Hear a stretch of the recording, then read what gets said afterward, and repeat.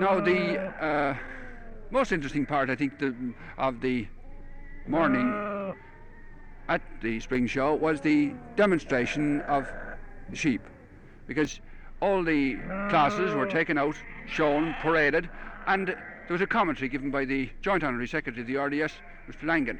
Now, the breeds, I think, were down, the entries were down, as you said that yesterday, but you have here now in front of you the Supreme Suffolks.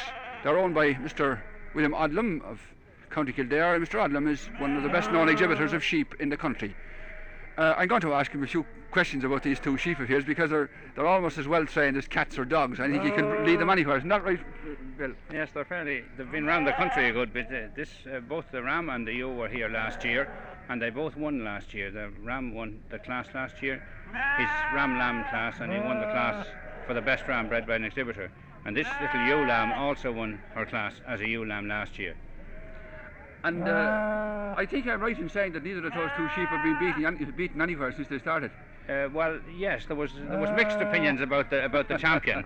In some of the country shows he got down into second and third place, but he came up last August and won his class in the Suffolk Sheep Society Big Show. Well, there's a lot of people looking at this programme tonight who probably have never been very near sheep, and their idea of sheep is that they run across the hills, they roam, they hard got it, and will you say, am I not right in saying that these sheep are just as well trained now as pets? Now, these are very well handled. This ram now, you can make him put his feet wherever you want him to put them. He's been shown so often. 7 times before.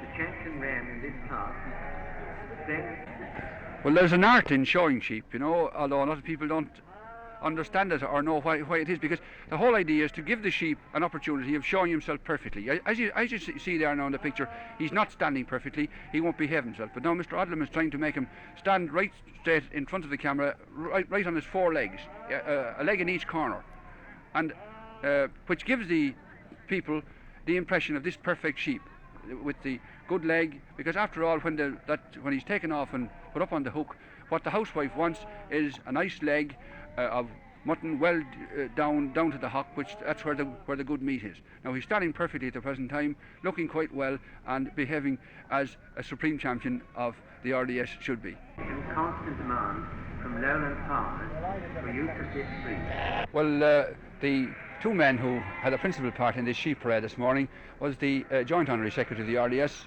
Mr. Langan, and Dr. Juan Green. Dr. Green, of course, is better known to a lot of people as the former president of the National Farmers Association, but now he's in his new role here as judge of the sheep classes. Of course, he knows a fair bit about sheep as well himself, but they're mostly commercial stuff. What would you say how would you say they went? I would say they're very impressive. There certainly was a very large attendance at this parade, and all the comments I heard were extremely favourable.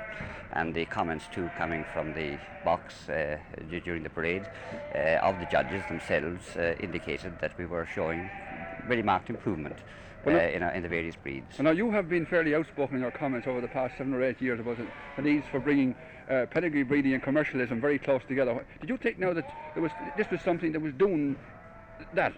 I think so. This progeny testing, of course, is always a new factor that has to be brought into shows. It's difficult to see how it can be introduced, but it must be introduced slowly and step by step. But I think all farmers nowadays, anyway, are interested in this side of the breeding policy. Well, there's no better man to comment on Dr. Green's remarks here now than Mr. Langan. I can see sort of a leaving gleam in his eye to comment. I agree with everything he said. I think the parade went off very well today, and I think the quality was distinctly better this year. It's Mr. Griffin of Swords, County Dublin. His father is Mr. Stephen Griffin, the well-known fat stock exhibitor. And Emer, I think, is following his footsteps, because apart from showing sheep here in the show, he also took part in the Young Farmers Stock Judging competition yesterday. Now, Emer, what exactly did you have to do in this competition? Well, we had to judge 4 Aberdeen Angus heifers, 4 Hereford bulls, and 4 Shorthorn heifers. And we had to place them and hand up our scorecards, and then we were asked into a room. There was only 8, there was 25 in each class of the dairy and 25 in the beef class. And then there was 8 picked out of each class to go into a room and give their reasons why they placed the cattle in such an order. And That's the brief outline of it. Well, now, did you find that it was a difficult thing to do? Well, the most difficult part of it was giving your reasons in the room. You want to be well used to it.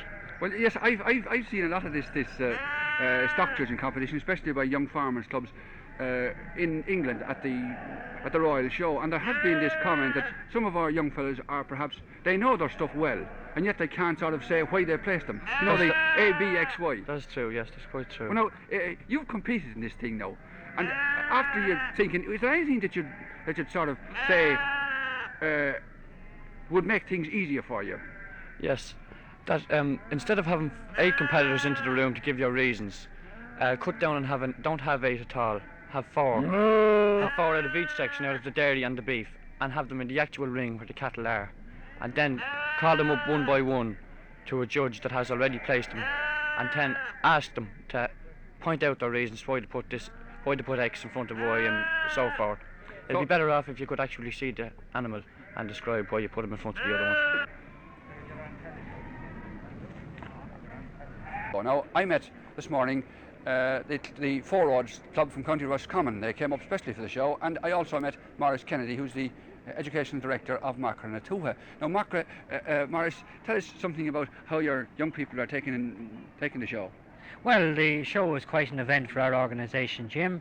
At this stage in our history, practically every club closes down and comes up to town, and most of them pass through the stand, and we see them and discuss their affairs. And this year, of course, we've had the tremendous thing about the Conquer Cancer, and we have the machine bought, which they have paid for through the campaign, and they come up to see it and want to see where it is in the stands, and they run club excursions and so on. And I think you've collected some fantastic figure in Threepenny Oh bits. yes, we said £400. I would think this morning we have gone as far as 500, and it's still coming in Threepenny pieces. Congratulations, Maurice, that's a good Thank job. you very much. Now, Frank Kenny is the Secretary of the Roscommon County Executive.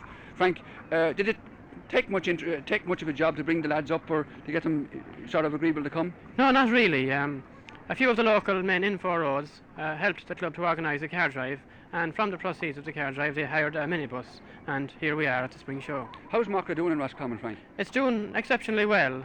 There's great progress being made at the moment. One of the difficulties, of course, we find is that we haven't got a sufficient number of trained leaders. That's our big difficulty, to get trained leaders. The leaders are there, but we want trained leaders who know their job. The youngsters are there.